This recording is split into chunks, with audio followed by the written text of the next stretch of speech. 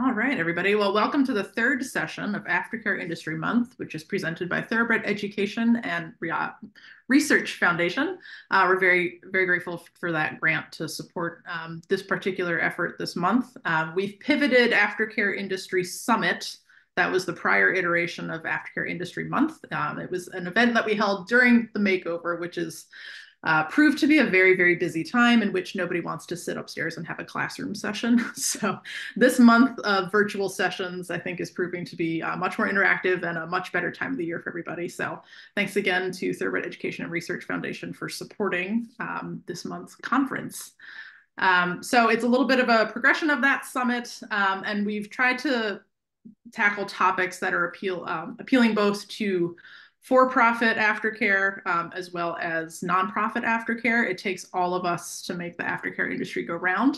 So we've tried to select topics that appeal to everybody and have value for all sides of the industry. A little bit of housekeeping for tonight. We have the chat open, so that's open for commentary and questions. We are going to be using the Q&A pretty heavily for questions, so if you have specific questions for panelists, I would recommend dropping them in the Q&A, but the chat, of course, is open as well. I am Kristen Kovach-Bentley. I am the Communications Manager for the Retired Racehorse Project. The RRP is really proud to present Aftercare Industry Month because we're really uniquely positioned within the industry and that we work with a number of industry partners, including the ASPCA Racehorse. We're really pleased to have Cailin Caldwell with us tonight. We also work with nonprofit organizations and, of course, the for-profit side of aftercare. So representing for-profit, we have with us Brit from Royal Fox Stables. So we're really pleased to present Aftercare Industry Month in our sort of unique position to see the scope of the whole industry. Tonight, we're going to be talking about networking, which is a topic that I think applies to everybody. And these ladies have some really cool perspective to share. So I will let them introduce themselves now. Brit, we'll start with you. Hi there, Brit from Royal Fox Stables. I operate out of Milford, Nebraska most of the year, and during the winter, as in right now, I'm in Aiken, South Carolina. And primarily what I do is bring in resale horses, train, and sell for profit. Wonderful. Welcome. Cailin?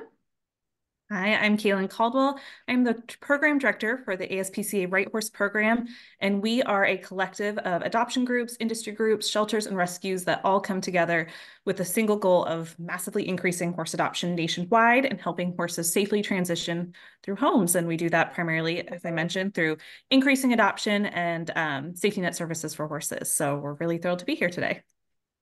And I think what's really unique with Racehorse program, of course, you guys are not limited just to thoroughbred aftercare, so you have insight from all across horse adoption of any breed. So a little bit of a wide-ranging experience, but I think plenty to apply to everybody tonight. So thank you both for joining us. We're really excited to get started. So I want to dive right in with kind of a beefy question. How do you define networking as it relates to your particular angle of the industry? That's a big one, but we'll start with Brit. What do you think? So it's actually probably most of what I do truly is kind of act as a talent scout here, but the networking in the industry, whether it be some of my local tracks like tracks in Nebraska or Prairie Meadows in Iowa or Remington and those tracks in Oklahoma, but networking in states like Louisiana, I get a lot of my horses from, and am close friends with Jade Favre, who lists over 500 a year for trainers off the backside. And so just being able to have an open conversation with either trainers directly that are local or there, or conversations with a listing agent like Jade are the most important as far as networking goes. So networking for you is like working directly with the industry. Yes, directly in the industry, on the backside of the track, conversations with the trainers or a direct listing agent that knows the horses personally herself as well. Mm-hmm. Cool. Okay. Do you do any kind of like, once a horse is in your care, is there any kind of like post-transition networking that you do specifically? Yes. So what I use most for my networking is actually Facebook, where I often and Instagram and all the social platforms there, where I try to include the public in this horse when it's coming off the track as it transitions into being just a regular horse with a normal turnout schedule and throughout their retraining, I try to bring the public fully into the whole process so that it better places the horse in the long run. But the social platforms are really how my horses get moved along to their new home. So I would say Facebook being the strongest there as far as the networking, because you can just reach everybody across the US. Cailin, now ASPCA Racehorse has a pretty unique angle on networking. Can you share your format and how that program works? Yeah, back it up. I'll give just a little bit of background on the program. So we work with both industry partners, and that's what we call our partners who do not do direct care or adoptions of horses. So they range from our wonderful partner, the Retired Racehorse Project, to pharmaceutical companies like Zoetis and Boehringer Ingelheim, to breed and discipline organizations. And those industry partners have all come to be a part of this because they believe that we can help horses through adoption. And then we have our adoption partners that are doing that direct care and facilitating adoptions. And we have a little bit of a different process for working with them, but we bring all these groups into the same room with the goal of pushing the boundaries of how we're helping horses and innovating and sharing ideas. So for us, that's really what networking is. It's giving partners a place to just connect and figure out what's working well for their various organizations, sharing those learnings, sharing new ideas, innovating on new programs and ideas to help horses safely transition into new homes, and really coming together as that collective and sharing that really great breadth of experience from aftercare organizations to mixed breed organizations, and then those industry partners as well. So pulling out, when we step away from the Right Horse program, we really define networking as something that can happen in a variety of different places. And I think one of the really neat things about where we are today is that you can find ways to connect with communities that are important to you in so many different platforms. Like you mentioned, Brit, social media can be a great way to network if you're not able to get this face-to-face time with somebody. Finding groups to share ideas, share wins, share learnings, and really lean on each other is a great way to connect. We have an annual conference, and that's a great way to bring people in the room. And then just finding different events where you're connecting with like-minded people in your community and making the effort to find them, find time to sit down, catch up, see what's going on with their organization. That's another really great way to idea share and keep up those relationships. So all of those are different ways that we bring our partners together and really bring them together to share those ideas, share the wins, share those learnings, share the struggles so that we can find solutions together. And how do you physically do that? Like what are the different, you mentioned Facebook is like a networking tool, but what are the other tools that you use to bring all these people sort of to the virtual table together? Yeah, sometimes it is virtual. Zoom is a very powerful tool, or other video conferencing platforms where we can bring everyone together into the same virtual room. We find that it's really helpful to have some guidelines and structure for when we bring everyone together so that we can be respectful and facilitate those really powerful conversations. So we do that on a monthly basis. We facilitate those discussions in Facebook groups.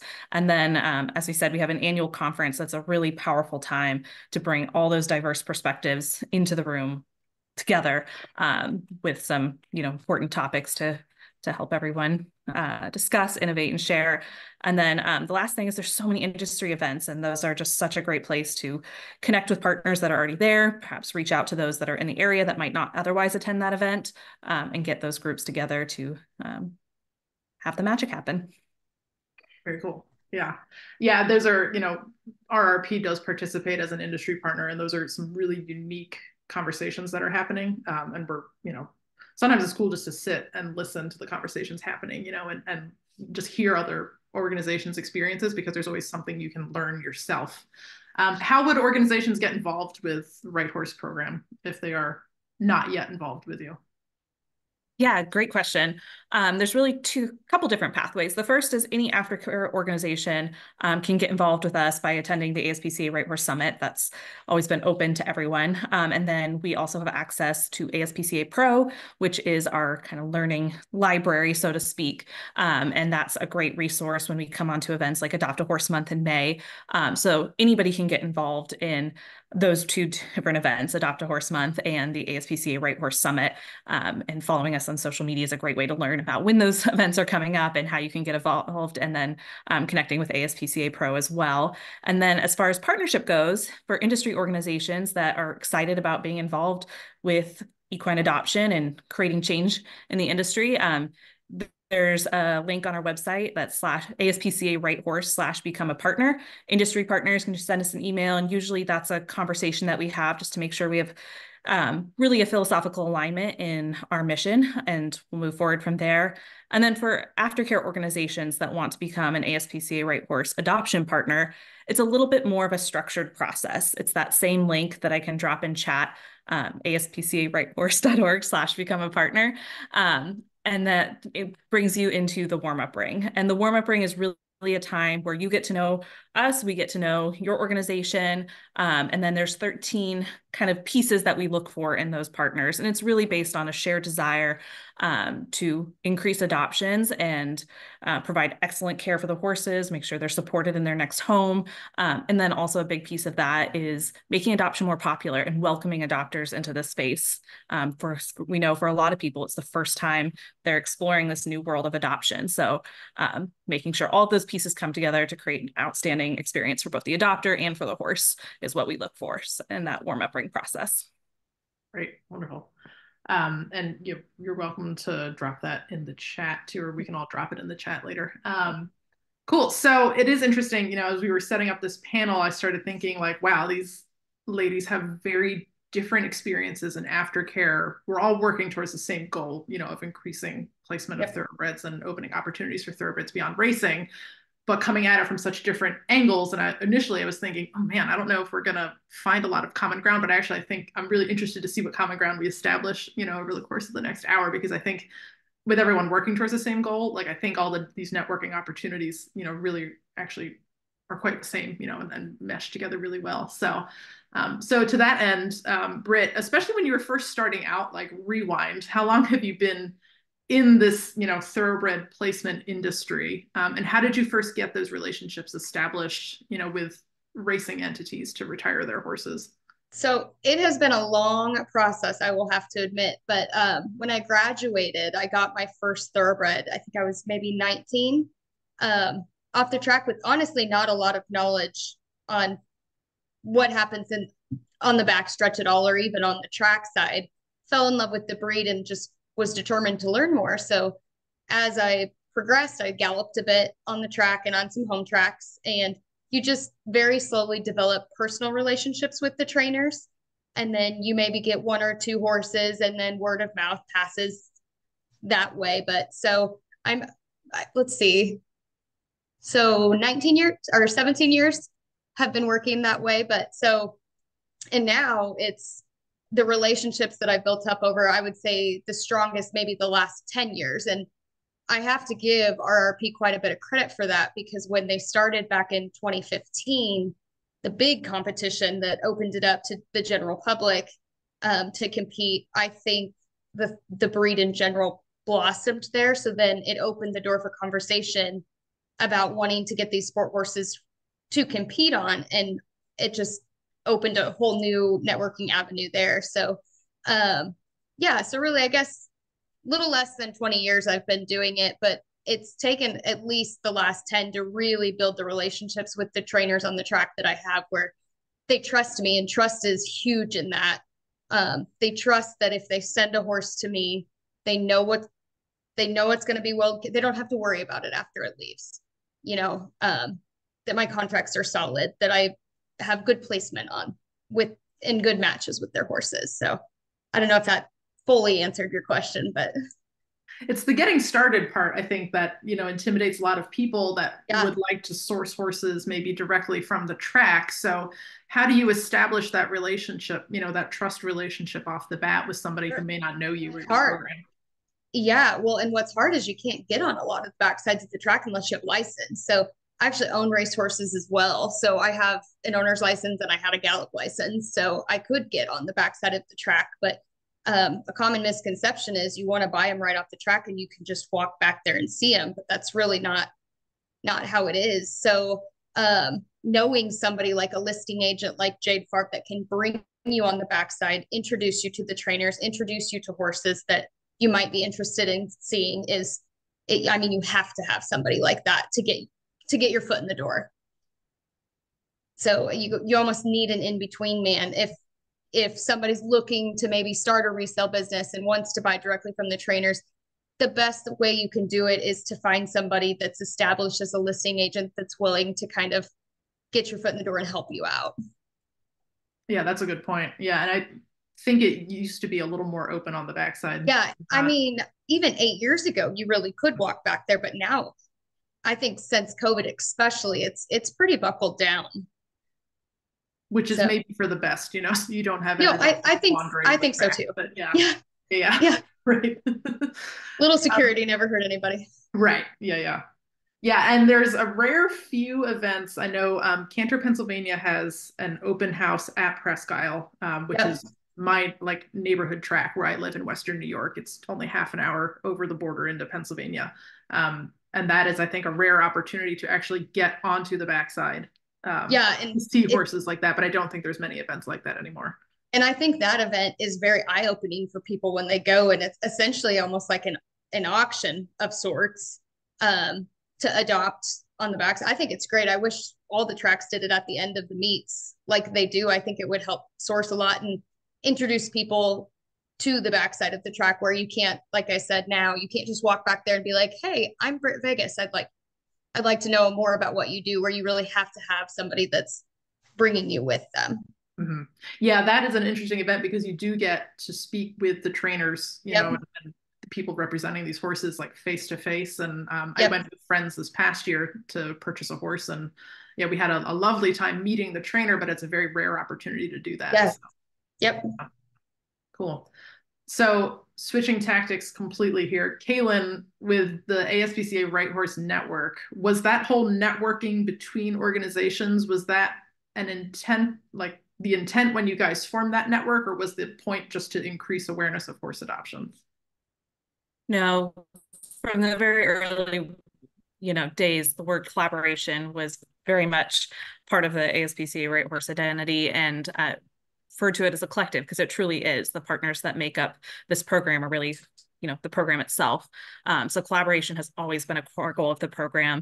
And that's what makes it so strong. And we recognized from the very beginning that this really needed to be an effort that engaged all aspects of the horse industry, both on the industry side, aftercare, shelter, nonprofit, and bring all these diverse stakeholders to the table to share their perspectives and really come together to build systems and innovate on new programs and figure out how to increase adoption nationwide. So that's really been a core part of the program. And like, who hatched this idea? Because it's a genius concept, to network all these organizations together. And I don't think that there is any other program like it specifically on the thoroughbred side of, adoption and thoroughbred aftercare. So like who looked at this and said, this is what we need, because it very clearly is filling a need. Yeah, the program was first housed under a private family foundation, and there was a lot of research that went into looking at what horses needed and where this program could be most impactful, and that drew on the expertise of a variety of different stakeholders, including several aftercare organizations, several large shelters, as well as the industry. And through all those discussions and that early strategic planning, this was really where kind of came to the realization we really needed this moment for adoption to become a more popular and common way of acquiring a horse, so that people thought of it as an option when they were looking for their new right horse. And so, yeah, it was really born from a lot of great minds, a lot of great discussion and evaluation of what would be great for horses. Now, I feel like on thoroughbred aftercare, like adoption is generally just considered like a completely normal way to get a horse. As well as purchasing them directly. Like it has just sort of always been embraced in thoroughbred aftercare by the equestrian side, is like, this is how you get horses. You go and you adopt one from, a New Vocations or a Second Stride or, certain branches of Cantor. So were there things that the thoroughbred industry and that model was able to bring into Right Horse that other organizations have found helpful? Yes. Yeah. And that's happened over and over again through the program. But yes, we see that in the thoroughbred community and the sport horse community, adoption is thought of just another great way of acquiring a horse, which is really where we're trying to get nationwide. And then there's so many other examples. A lot of the diagnostics and rehabilitation work and the training and pathway planning that goes in on thoroughbred aftercare really applies to all breeds. And so a lot of those learnings and the programs that have been developed on the aftercare side have really benefited horses nationwide as we've taken those examples and replicated them. And that's one of the things that we do through this partnership is really elevate those programs that are working so well to help horses, and then hopefully support other partners in implementing them, sometimes through grant opportunities, but through that education and idea sharing. Yeah, do you have any other examples of idea swapping, or even I know that there's instances where a particular organization has a horse that doesn't fit with them and they're able to move it. Do you have any stories or examples of that you can share? Because I think that's a really cool what you guys are doing. There's so many different ways that partners come together. One is just bringing together an industry group and an adoption group in a way that they never have before. So one example that I've always loved to talk about is Colorado State University developed a program where the students work with adoptable horses, and that's expanded. It's now very much a part of their program, and we have helped them bring a couple thoroughbreds outside of that program from various adoption partners to Colorado State, where the students train them for a year for the thoroughbred makeover and compete as teams. So you've got a class that's working with retraining adoptable horses. You've got students working with recently retired racehorses and coming to the thoroughbred makeover and then participating in the adoption barn.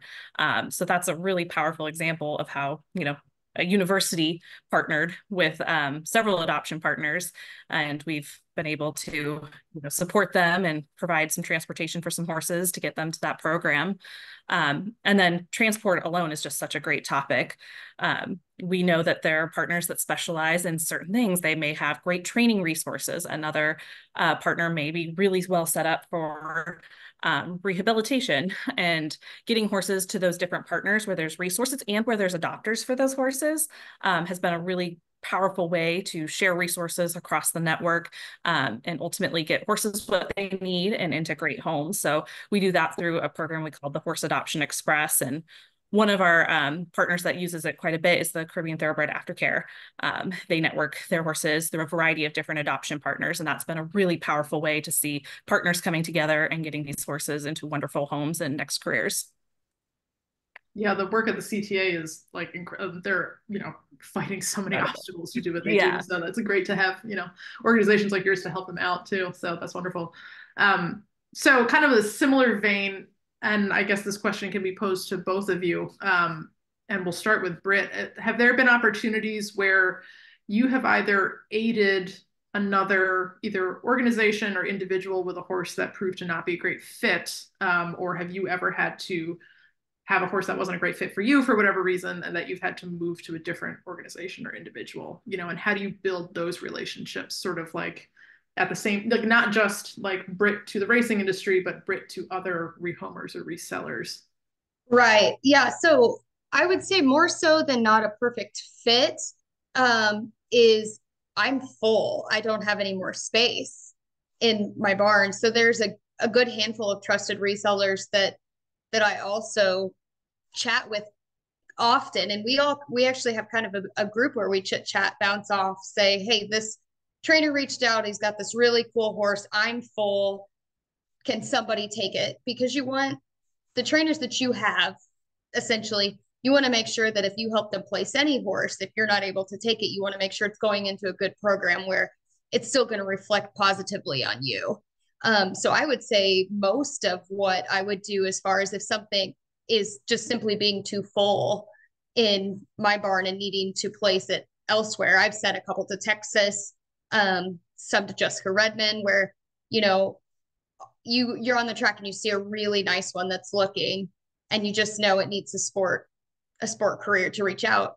Or in the exact same flip side is something might have some set ossets, some arthritis, but totally content for a lower level career, kind of seeking out a program that might specialize in horses through rehab or human therapy work. A lot of them are used there if they have excellent ground manners, these horses. So yeah, I mean, it actually happens quite a bit between us resellers where we get full, or we need to move some for one reason or another, where we kind of have a collective group where we all kind of understand we're on the same team here, and help each other out truly.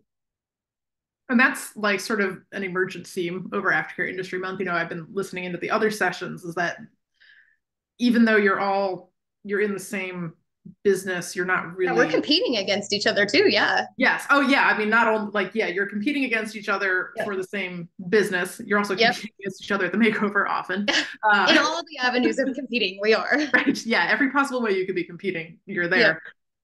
But generally there's so much cooperation for the good of the horse, you know, and that's been an emergent theme. I think that everyone is really working together across, you know, for-profit, nonprofit, and it's going to take all of these different parts moving together. Yeah. It's nobody can do it alone. Truly all the same goal. And I want anybody that does what I do to produce really nice thoroughbreds as well, because all it does is increase the demand for the thoroughbred. So yeah, I mean, I like that my business is successful, but it doesn't ever mean I don't want somebody. I mean, we're all cheering for each other on the back of thoroughbred. So I feel like that's what makes the thoroughbred placement unique, is that even when you're competing as a top reseller with the others, you still really want them to win too and place well and move many nice horses along and promote the breed.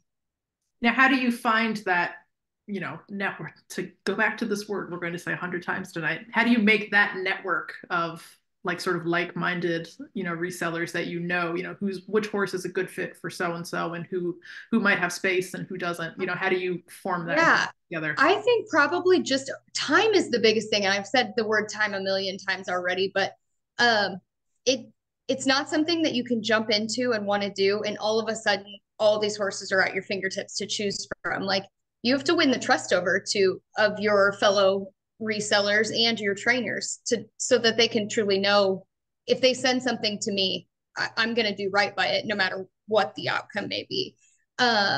So kind of on that tilt there, you learn each other's names through competition. Through the RRP, I think, has been the biggest, connecting all of the resellers together.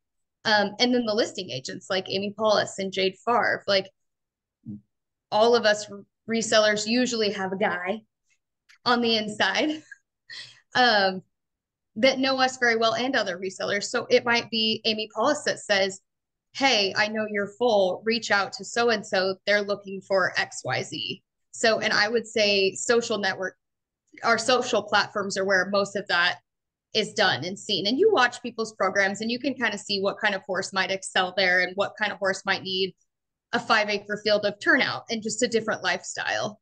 So, but I mean, I'd have to go back to Facebook again, connecting the people through the internet and just marketing that way, watching how they market and watching how successful their horses are when they go on. Putting a good positive spin on social media, right? You know, social media gets a bad rep, but Facebook really seems to be a very effective tool, you know, across the board. It is. Yep, it is. And do what they need to do. So whether or not that was the intention when they made it, I don't know, but that's the way we're using it in the thoroughbred industry. So, all right. So Cailin, similar question, and I know you've touched on it before, you know, but how are horses moving through the Right Horse Network to find the best outlet for them? Yeah, that's a great question. I just loved what you were talking about, Brit. You know, when we all come together, the horses win, and that's what it's all about. So that's very much the same thing that we're looking at through the Right Horse program, is bringing those partners together and figuring out where we can find that horse a great home. And it can look like different things. Different organizations have different specialties and different resources available to them. It may be because they're in a certain community, or the adopter base, or just simply, you know, what training resources they have. But we've developed the Horse Adoption Express so that we could get the right horse to the spot where they would, you know, very quickly find a wonderful home. So partners do transfer horses between each other's organizations. And on the adopter side, that's also a big factor. One organization may have a waiting list of adopters looking for thoroughbreds, and they're in an area that they don't see that breed come through as often. So if we can transport and transfer some thoroughbreds over to their organization, they've already got adopters lined up waiting waiting for those horses. On the flip side, their partners will also share adoption inquiries. If they have an adopter that reaches out and is looking for a prospect for a certain discipline or sport, and that's not the type of horse they have, they might transfer that adopter over and connect them to one of their fellow partners that maybe specializes in that type of breed or that type of horse that has more thoroughbreds and can help them find a great match that way. So really, through the Horse Adoption Express and just that, again, networking and having that network you can pull on, we really ensure that everybody who's looking to give a horse a great home can find their right horse, and vice versa. We can find the right person for every horse. That's really cool that this like platform exists, you know, to allow for that idea sharing and tip sharing and lead sharing, and that Brit, you've kind of formed the same thing yourself, you know, at a grassroots level, like working with people that you know already. So I knew we would land on that common ground. There we are. That's very cool. Now, in the work that you both are doing, you know, Brit's coming at it from a business side and Cailin's coming at it from a nonprofit network side. Do you guys bridge sort of between for-profit and nonprofit organizations? Cailin, I'll start with you this time. Yeah, as we touched on, that's really one of the places where we see the most power of this program is bringing together those kind of two entities and seeing what magic can happen. And there's so many great examples. You know, one example from, you know, quite a few years ago now is Pony Club teamed up with New Vocations, where they provided 50 adoptable horses to pony clubbers to work with for the year and then go compete at the championship. And that was such a great program. We got to see all those horses both at the event, and, you know, they were absolutely adored, thriving in their new homes. The pony clubbers, you know, were just beyond thrilled with the program. And then I believe we actually saw a couple of those horses come from that championship over to the Thoroughbred makeover because they were eligible. But that was, you know, an industry of, I guess, both nonprofits in a sense, but kind of two very different groups coming together and figuring out a new way to work together through the program. So that's kind of a neat example of how this can all work. And then we also do give grants to some of our adoption partners, and our industry partners are eligible for them as well. And they can develop programs that attract industry attention, which is really neat. Second Stride's Broodmare and Bloodstock program is a great example of that, where it was a very, you know, powerful program that's helping a great group of horses and has attracted a lot of support and industry backing because they've seen the power of that program. So yeah, again, just lifting those bridges between these groups that may have never worked together before or even had a reason to be in the same room, and figuring out that common ground and ways that they can innovate and work together and cross-promote these amazing horses looking for homes. Brit, how about from your perspective, do you work with nonprofits ever or often? You know, I do a little bit, but not as front and center. We actually own an equine vet practice as well. A lot may not know that, specializing in lameness. So oftentimes any local nonprofits, especially thoroughbreds, because I got a soft spot for them, but we do a lot of pro bono vet work to help place those. And I take some horses in on pretty serious rehab on that side of it for those, just to rehab them for those programs. And then when they're ready, they do go back. But I would have to say I'm more on the profit side, working through there. But as far as like the horses that leave my program, we do kind of really would like to see a lot of those, if they have the right temperament to go to the makeover, we sponsor the riders for portions to head to RRP. But I would have to say, as far as bridging between the nonprofits, is more just helping on the vet side of it because we can. That's a unique angle to be able to offer, you know, like a pretty in-depth rehabilitation like that. And yeah, because we have Shockwave, we do a lot of regenerative injections like IRAP, PRP, that I don't want to say people mask their injuries, but can truly give the horse a chance to heal and move on to a long career ahead of them. And some places just truly don't have the resources to be able to do that. Mm-hmm. Right. Yeah. Especially, if you're relying on, you know, a donation or grants for that. Yeah, that can be hard to budget for. So yeah, wonderful. So Cailin, I know you are not always working directly with the racing industry, but you're working with organizations that do.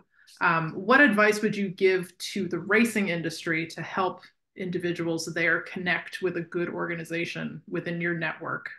to help place horses?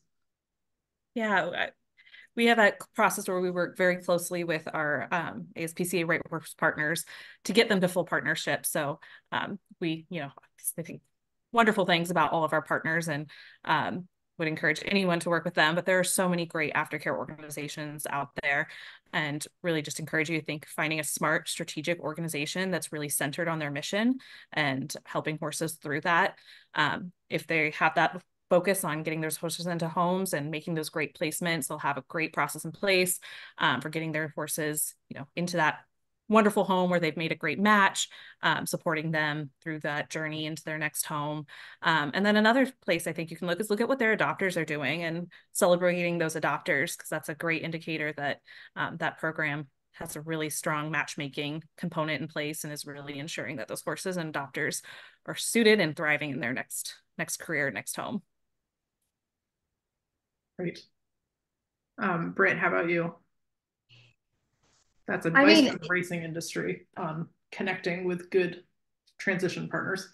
So even now, when our social platforms are huge, word of mouth is still, I would say, the go-to on the backside of the track, because you're going to go back there, and a lot of people don't say, 30% of the people back there still have a flip phone.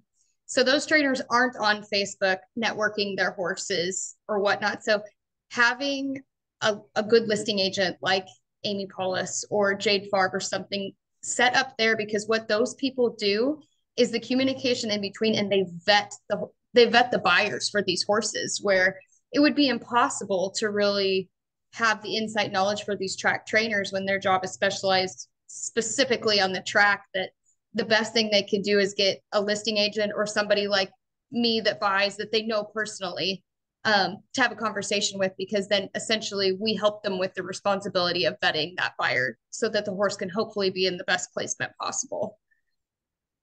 Cool. Like, we don't want to sell a 12-year-old girl a G2 runner that, works hard in the morning and pulls. So somebody in the middle there that's able to appropriately list the horse and see the benefits and personality traits and match the people up is probably the best thing that they could do. Mm-hmm. Which could apply also to a good, trusted aftercare nonprofit as well. Absolutely. I actually should say my very first racehorse I ever bought off the track came from Canter. I found it on a listing on Canter and shipped it from Pennsylvania sight unseen at 19 years old. And there was no Facebook really then. So yeah, I mean, that's how it rooted for me, and how it really blossomed was an aftercare industry. And I have nothing but respect for them for what they've done. They're the backbone, truly, in my opinion, of starting to get the horses in the homes.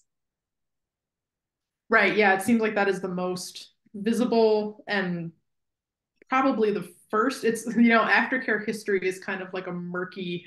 Yeah. First of all, I don't think anyone's really been chronicling it, right? Like, we know that back in the day, the Thoroughbred was the sport horse of choice, and that it was much easier to just go to the track and acquire one. But I would say, like, starting in the 90s, when the Thoroughbred began to really decline in popularity, those aftercare organizations were really the ones that kept it going, and offered an outlet for horses. So a transparent outlet for those horses, where they discussed injuries they may have, the rehab it may take, or it was simply a trainer listing that Canter did that said, here, contact the trainer, this should have no problem. So I think I was most comfortable going through the aftercare, even as a 19-year-old kid, because they were so transparent about what the horse was. And that's not something that you always get in the equine industries, especially in sales. Mm-hmm. Okay, let's take a hypothetical young professional looking to start out doing aftercare as a full-time job, maybe as a profession, right? Like buying and selling. Yep. That person is just getting started out in the industry. What advice do you have for them to help build that network, both on the racing side and on the aftercare side? And actually, we'll say 3 ways: racing side, aftercare side, and equestrian side. Okay. So the first thing, I keep saying this, but it is so important. And yes, I very much believe in my program and feel I do a good job matching horses, but my people that help place, that bridge the gap for me and the racetrack trainers are so important to my success and the horse's success. making sure that the right kind of horse is coming into the program. So young professional coming in, find a listing agent that's got a great reputation so that you know those first horses that you're going to bring in are going to be quality horses that are marketable. So in marketable being quiet, rideable. Everybody doesn't need the fanciest horse in all the world. They need a rideable horse. So the best person's going to be able to help you with that is somebody that's gone and they've met the horse. So now they have these 5 hypothetical horses that they're going to start. I feel like it's really important as a reseller to include people on all sides of the process of bringing the horse along. What am I doing at home? Because a lot of people think, take them from the track, just throw them out. They need a break. That's very stressful for thoroughbreds that have had a routine their entire life, and we shake it up. So include them on what they're doing when they come in their stalls, what they're eating. Bring people in because it'll help people trust you, and it'll help bring them into the process of what you're doing for these horses to help them be successful in the long run. So I would say find a good guy that can help you get a good handful of horses. Include the public in your training, good and bad. If you only market all the positive moments that you have, people are going to wonder what's really going on, and that's not realistic. So be realistic when you're displaying how the training is going. And I forgot what the third question was. I think we've tackled the Did I get them? Okay. Racing, networking with your equestrians or your okay, buyers, yes. And the equestrians with other okay. And then the last being your equestrian community, as far as who you're showing with, be a good representative for the horses that you're riding in public. Include people in the conversation, talk to them, answer questions, be open-minded to people and approachable so that they can learn more about what you're doing. And don't be afraid to walk up to somebody at a show and open a conversation about it, because it's so many people are curious but shy to ask. So just being open about what you're doing will invite conversation. And honestly, that's the best way, word of mouth networking. People then talk, hey, this horse is really cool. I saw it at this show, and they reach out that way. So it's not just the Facebook. You need to be a good ambassador yourself for the breed at all times when you're out and about. Yeah, that's what you said before with the word of mouth. You know, if you have a good reputation, that's what gets around. And yes, it really has a bad reputation too. That'll probably get around faster. So right. All right. So Cailin, similar question, but we'll pose it as a new organization that's just getting started. They want to break into thoroughbred aftercare. How do they go about building a good network from your perspective? Yeah, the first thing I'd recommend is finding those other aftercare organizations. And, of course, our ASPCA Racehorse partners are wonderful, the warm-up ring groups. But, if someone's looking to break into that, first thing would be is maybe go volunteer or work at one of these other organizations, go travel, go shadow, go make those connections, see what these longer established organizations are doing, the relationships they have, and then identifying the need. I think that's something that's really important as you're developing that mission for your new organization, is understanding what's the problem you're trying to solve, so to speak, what community you're serving, what niche you're trying to fulfill, and saying, is that something that you can work with another organization, or is there a need for your organization to fill this gap? So I think really honing in on your why and finding that mission early on is really important.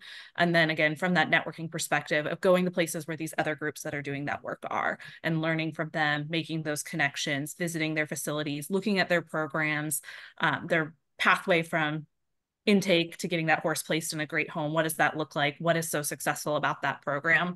And then showing up in all those places where both the doctors gather and the other aftercare organizations are, being at events like the Thoroughbred Makeover, coming to these different conversations that we're having right now, going to the different conferences, as well as industry events, and just being that visible presence and slowly building that network and that name recognition. But I really think it comes back to starting with that why, and understanding what group of horses, even within the thoroughbred breed, you're there to support, and where your adopters are at, so that you're really building your organization with that very strong purpose in mind, because that's where a lot of the strength comes from, and that's also what's so attractive as you build your network. people will understand that you're very focused, you have that strategy in place, and you're going to be really effective at what you're trying to do. And that'll just naturally build support and, like you said, trust with other organizations, with the doctors, and beyond. And yeah, that why, I think that's key for, I mean, gosh, that's for everybody, right? Like Yeah. whether you are like working on a marketing organization, or an individual making a for-profit business, knowing that why, I think really like we could all probably do to zoom out and think again, like, why are we doing what we're doing? And also the who, like, who are you serving? Is there a specific population of horses that you're going after? Like obviously thoroughbreds for the sake of today's discussion, but like Brit mentioned, not everybody needs the 17 hand beautiful black stallion that's going to go off and do upper level eventing. That's just not realistic for everybody. And I imagine that's the same for your organizations and individuals too. Like what kind of horse are you looking for? And that's going to help define your network as well. So may I add something in on that? Is something that you said, Caitlin, that is also super important. Somebody wanting to get in the industry, work for somebody with a good reputation, learn their program, see how they transition those horses. Is also, I've had a bunch of assistant trainers that have been through my program and for a year or two at times, and it just gives you so many life skills as far as just watching the conversation in when somebody comes to try a horse. How does that process go? What's the smoothest way to do that? So, and I don't know a single reseller that I know that isn't still looking for help or extra hands. And that's a really good way to figure out how to be successful, is to work for somebody with a good reputation and learn kind of how it's done and watch and observe. And I think there's an interesting angle with the nonprofit organizations that we didn't really explore tonight. That's definitely worth exploring in the future. There are a number of like track-based rehoming programs that will also then help facilitate the movement of horses, usually into a nonprofit. So like Maryland's Beyond the Wire comes to mind. So they're helping horses generally from Laurel, but also from Pimlico. And New York's Take the Lead program does something very similar with the New York-based tracks with Belmont Aqueduct and Saratoga to help network horses from the track. So it's a go-between. So it's almost like a listing agent for adoption organizations, Brit, like the same kind of relationship you're talking about, where that organization will help connect the horses from the racing connections to that organization, so that it takes some of that guesswork out for the racing industry to have to figure out like who's reputable, who isn't, who are we working with, who are we not. So that's definitely another network avenue to explore for anyone looking to get into this professionally as well. So cool. And, there were so many directions that we could take tonight's discussion, right? Like networking can also refer to like, how do you find a good farrier to help with your recently retired racehorse's feet? How do you establish relationships with vets? As far as nonprofits, how do you network for the sake of fundraising? Because that in and of itself can be a whole separate conversation. So there's so many different directions we can take networking. And I want to invite attendees to throw questions into the Q&A, about anything that we've discussed tonight, but also any of these other angles of networking. And we'll see if these ladies can't help you out. I see Kyle put into the chat, Right Horse Summit is awesome. Kyle's from Mareworthy. And yeah, I think Kyle actually, like, not to pick on Kyle, but I think Kyle illustrates what you guys were just talking about with someone who's like worked in many different sides of the industry to kind of establish his why with Mareworthy. So he's a very good example of someone who's worked their way up to find where they are today. So thank you, Kyle, for illustrating that for us. All right. Do you ladies have any closing thoughts while we let everybody type in their questions if they have any? Anything we didn't get to about networking, or last pieces of advice for attendees who want to build their own networks and get started? I think probably the one thing that I could add in there is there's a lot of pressure in the industry because everybody is always watching. They're watching every move you make when you're a public figure in resales or part of a nonprofit. So hold yourself to a standard that has a positive light. Be a good sport. Tell people good job when they're, just, it's, people are always watching what you're doing. So as far as networking goes, that word of mouth is really important. So that would be my biggest add in there. Great. Yeah, great piece of advice. Cailin, how about you? Yeah, I would agree. It's collaboration, I think, ties right into that. Just really realizing that we're a community that's all here because we love the thoroughbred. And, you know, being a good sport, being supportive of others, celebrating each other and celebrating these horses and their next careers, their next homes, wherever their journey takes them is, I feel like, a very strong theme from today. And that really just builds your network as well. Because when you realize we're all in this together, trying to work towards, you know, many small goals, but one ultimate goal of celebrating and supporting this breed, it opens that door and you're all of a sudden part of something that's a community versus working at it in our individual ways. Yep, being open-minded and inclusive, whether you're for profit or nonprofit, like we all essentially work together on the same side. I agree with that completely. And I think an area to like, don't be afraid to ask for help, because I think that is one way Yep. to establish a network is, you know, to know where your own limits are, either as an organization or an individual, and ask for help from other, you know, even if it's just asking for advice from someone more experienced, you know, going back a little bit to what we said of, you know, don't be afraid to work for other organizations and ask them Yep. for what they need help with as well. So keep it a conversation. All right, we have a question. In a space where there are limited resources and limited homes for the horses you're looking to rehome, how do you remain collaborative while also protecting the network you've worked so hard to build? Or do you? So that's a good point. You know, we talked about that a little bit. Like there's not an infinite amount of people looking to adopt or purchase thoroughbreds. So, you know, you are really in competition with your, you know, fellow organizations and individuals. So how do you keep that balance? For me, I'm in the Midwest. And so I feel like a lot of the bigger barn resales, meaning anybody that sells maybe more than 50 horses a year, higher volume sales, we're all kind of periodically spread out across the US in different locations. But truly, um, we do have a good relationship between each other. We do chat back and forth. There's about everything. So I wouldn't even say we, I guess, fight for buyers if you really think that way. But um, just remaining positive to that. And then once again, back to the listing agents, there's like me, I buy horses from all over the US. So I'm not just purchasing from a very small network. So because of social platforms and whatnot, you're able to bring in horses from all over the place with shipping and networks with shipping. So it's not as closed as it seems at first. Like we're competing for the same three horses out of XYZ or buyers, because it's very rare that my buyers are from my area. I ship to Florida, I ship to California. It's it's just really across the US, really, for sale. So it's more just the best placement. And oftentimes us resellers, if somebody's looking, I don't have it, we'll say, hey, reach out to A, B, and C. They might have what you're looking for. So it's a good relationship across the board, I would have to say.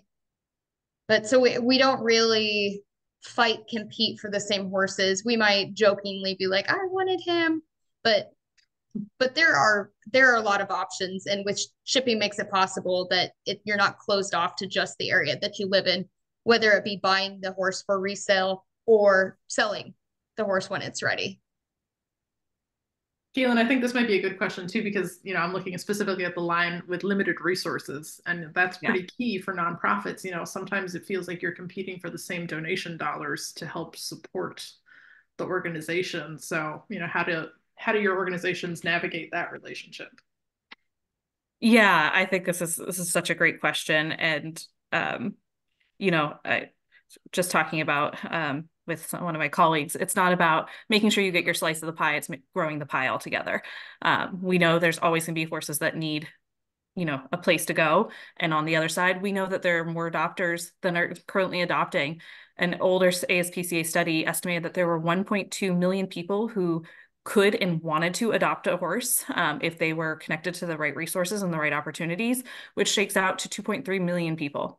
So there's up to 2.3 million homes out there looking for adoptable horses. So this is such a great opportunity to really lock arms, grow together, know that we can answer every single person who knocks on the door. We can find them a horse, and every single horse that needs to come into our network, we can find them a home. Those pieces are out there. It may not exist just within your, community, but when you expand to that larger network that, we've been talking about all day, and you have almost these satellite locations through these relationships all around the country, you can really, tap into that and make sure that you're getting that horse a fantastic home, and vice versa. You can make sure that adopter finds their right horse. And at the end of the day, that's what's really going to continue to grow that pie, so to speak, and just make this a stronger and stronger community for horses. So I think this is a really great question, but it's also a really exciting one, to just shift that mindset just a little bit. Certainly resources are limited, but when we're all there together, and when that adopter comes to you and is looking for a horse, maybe it's not a horse within your organization, but that someone you talked to 3 months ago at a conference or at the Thoroughbred makeover has probably that perfect horse, and you help facilitate that introduction, you're only growing your power as well, because they're going to have trust. They're going to be grateful to you for facilitating that. So again, it's about growing the pie all together and reaching out and making sure we have room for all those horses and a place for all those adopters. I love looking at it that way. Like, don't worry about your slice of the pie, just make the pie bigger, and that's kind of the mission of the RRP, right? Like, we just want to increase the demand for horses, and that's going to help everybody. So that's sort of been our rally cry. So yeah, great question and great responses. Thank you. I have another question. Is there any advice for networking for buyers? I'll expand that. Buyers or adopters to find reputable sellers or programs, especially for adopters or buyers who would like to try horses, because, buying a horse off of just video or photo is becoming more and more popular. Cailin, I'll start with you. I think everyone's favorite place should be to come to the makeover marketplace and the adoption barn. But I think, again, it comes back for an adopter that's looking for an organization, or someone looking to place a horse with an aftercare organization, of just really looking at their mission, looking at the work they're doing, where their horses are going, and the programs they have in place to get those horses the resources they need to take that next step and find that next wonderful home. And again, there's so many great organizations that they can look at. Of course, we think the world of our ASPCA Right Horse partners, but I would say that criteria would be useful when looking for an aftercare organization, or a place to look for their next horse on both sides of that. Yeah, great. Brit, how about you? That's a tough one, because I run into that a little bit, just with where I live, because I am in Nebraska, which is a jaunt for almost everybody.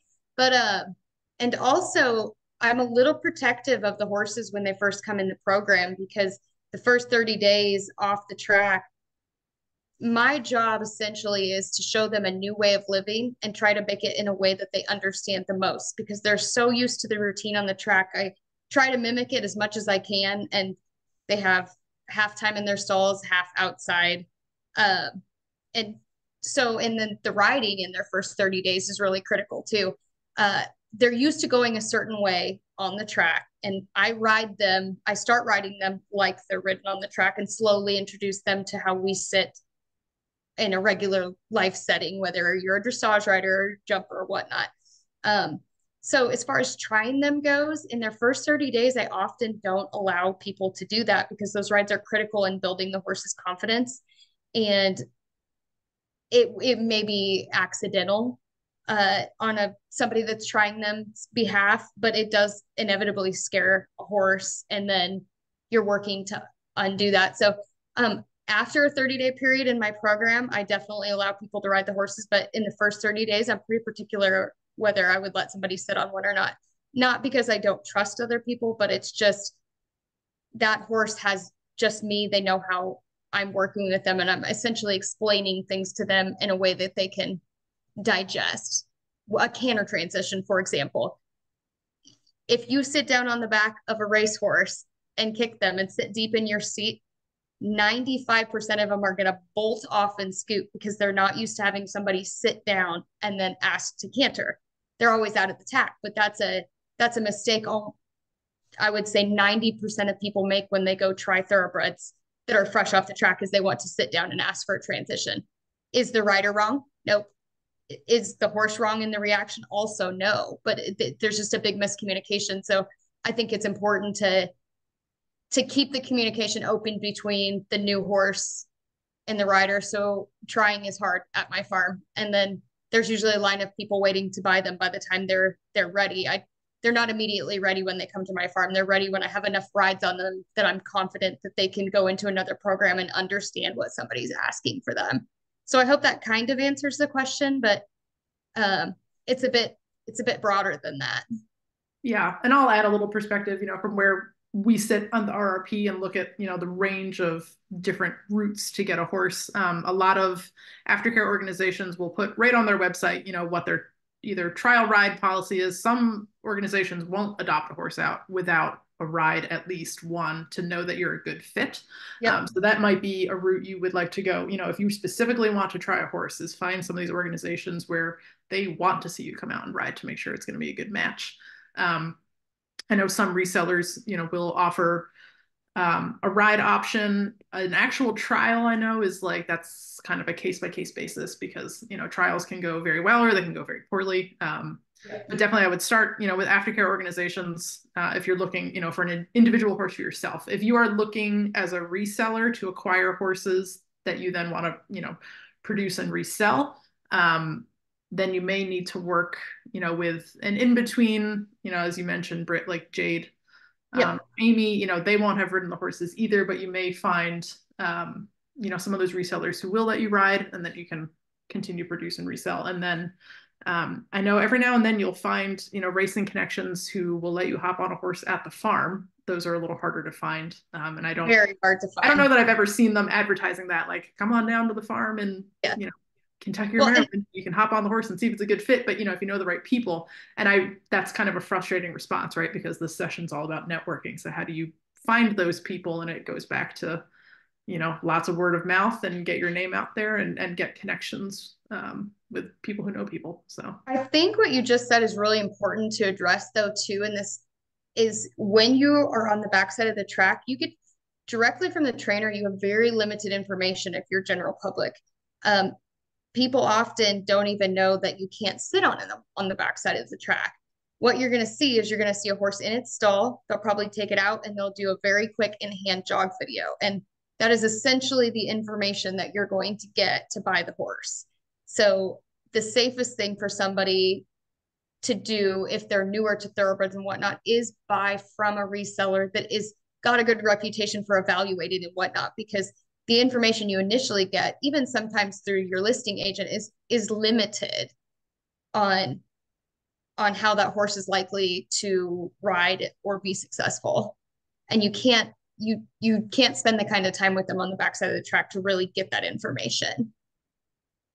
Yeah. And, so I've purchased horses. Like, I'm not a reseller. I'm not a retrainer. I'm not a listing agent. I'm just a person who likes horses. And I've bought, all the horses I have right now, I have bought without riding them first. And it's been a mixed bag between the three of them. One of them turned out to be, everything I wanted. One of them turned out to be not the horse I wanted, but fortunately my husband really likes him, so he's his horse now. And then the other one turned out to be a little different than he just had to sort of develop on his own, and turned out to be a little different than he was originally advertised, but is a lovely little horse. And it's been very, very challenging, to navigate that, like, well, I didn't get to do a trial ride on any of these. This is what I ended up with. So I totally understand wanting the ride. A different environment can create a different horse is the other side of that. Like the horse you see in the backside that might be super chill and relaxed might really be fairly high strung as soon as you take them to the farm because they're overwhelmed with the new environment. So, I mean, that's a great point to add on, is it is kind of a mixed bag. Right. And not to always belabor the come to the makeover point, but you can come to the Thoroughbred makeover. You can take trial rides in a big show environment, so at least you know how they go in a big show environment. The ASPCA Racehorse Adoption Barn is there as well. So if you're looking for an adoptable thoroughbred, you have all the same services available to you there as well. So you can take trial rides on the rideable ones. I know like Second Stride brings its weanling bloodstock, which is always fun. Cannot ride those; they're weanlings. But you can also take advantage, of Haggard being there for a PPE, and just it's a really cool opportunity to see a lot of horses at once. So, anonymous attendee, I hope that answered your question. That was maybe much more answer than you wanted. Sorry. No, I think it's great discussion, and I think it's a valid part of building that network is you have to find the right person that lets you shop the way you want, and it's worth taking the effort to find the person that lets you shop that way. Nobody, for the sake of the horse, nobody should, feel forced into acquiring horses in a way that they're not comfortable with. So I think it's a great question. All right. Last call for questions. But otherwise, thank you everybody who attended and stuck with us to the end. I forgot to mention earlier, there will be an Aftercare Industry Month survey coming out probably in early March once we've wrapped up the month. So we'll be, fielding suggestions for future sessions, what sessions you liked, what you got out of this, and just general feedback. So keep an eye out in your emails for that. And we appreciate any feedback to help us continue to make this a great resource for the future. Brit and Cailin, thank you both very, very much for your time this evening. I think that was a great session. We had some great questions and good comments. So, all right, without further ado, I think we will call it a night. Thank you both very much. Thank you so much for having us. All right, good night, everybody.